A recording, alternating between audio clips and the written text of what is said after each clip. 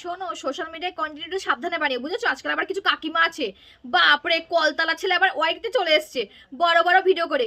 প্রীতি রনের divorce কেন চলে গেল, কেন কার বউ পালিয়ে গেল, ওদের কাছে নাকি সব তথ্য থাকে। আমি গোপন সূত্রে খবর পেয়েছি কেন প্রীতি রন একসঙ্গে থাকে না, প্রীতিদের মধ্যে কি হয়েছিল, আমি সব জানি। আপনারা জানতে চাইলে আমার ভিডিওতে ক্লিক করুন। এই কাকিমা, বলছি নিজের বাড়ি সবকিছু ঠিক আছে তো? হ্যাঁ, বলছি কি, এই যে এত মুখ ওরা একটা মুখ বানিয়েছেন, আপনার ভাতার আপনার সঙ্গে ঠিক করে কথা বলতে পারে? যেই মুখের ভাষা, যেই আওয়াজ দিয়ে আপনি ভিডিও বানান না, মা কাসাম বলছি শালা, তোমার বড় জায়গায় যদি আমি থাকতাম না, পিঠের ছাল চামড়া তুলে নিতাম, বুঝেছো?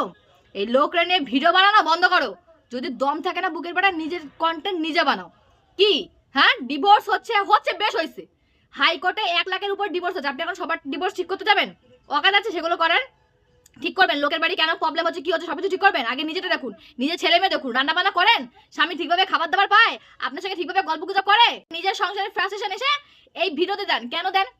লোক কি করবে, কে কার সঙ্গে থাকবে, সেগুলোকে আপনার পারমিশনে করবে। আপনার ভালো লাগলে দেখলেন, না ভালো লাগলে দেখবেন না, জাস্ট স্কিপ।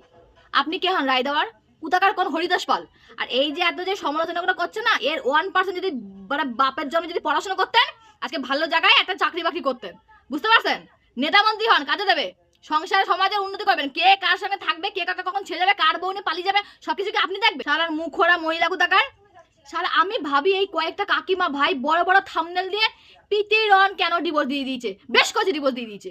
ওর জায়গায় আমি থাকলেও প্রীতি তো কিছু বলে না, যদি আমি থাকতাম না প্রীতির জায়গায়, এতদিন ওই গোষ্ঠীর ষষ্ঠী পুজো কথা দিতাম। শুনুন কাকিমা, নিজের কন্টেন্ট নিজে বানান। অলরেডি একজন ভাইরাল হয়ে বসে আছে, তার ফেস দেখিয়ে নিজে পপুলার হওয়া যায় না।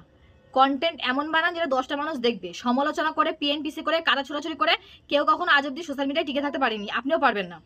একটা কাজ করুন, নিজের স্বামীর দিকে নজর দিন। আপনার যা ব্যবহার বা আপনার যে এই কুটকাচারি করার যে নেচার, আপনার স্বামী যদি কালকে অন্য কাউকে নিয়ে পালিয়েও যায়, আমি খুব একটা অবাক হব না।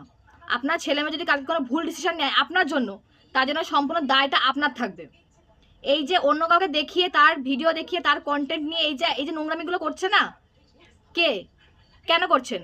আপনার সংসারে অনেক কিছু আছে, আমরা কি বলেছি কিছু? ভিডিও বানাচ্ছি, সবাই ভিডিও বানায়, সবারই সংসার ভাঙে। লক্ষ লক্ষ ছেলে মেয়ের সংসার মাঝে প্রেম ভেঙে যাচ্ছে, 12-13 বছর প্রেমের সম্পর্ক ভেঙে যাচ্ছে। আপনি রায় দিতে গেছেন? প্রীতি একটা পাবলিক ফেস, ও ওর সমস্ত কিছু পাবলিক ছিল। আমিও প্রেম করেছি, আপনিও হয়তো কোনো না কোনো সময় প্রেম করেছেন।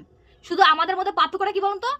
ও পাবলিক আর আমাদেরটা প্রাইভেট ছিল, তাই কেউ জানতে পারে না, কেউ সামনে আসেনি। কিন্তু কুলাঙ্গার বা লম্পট দুশ্চরিত্র কিন্তু আমরা সবাই, প্রত্যেকে গু আমাদের সবার প্রতি লেগে থাকে, কিন্তু আমরা কেউ তার নাম নিই না।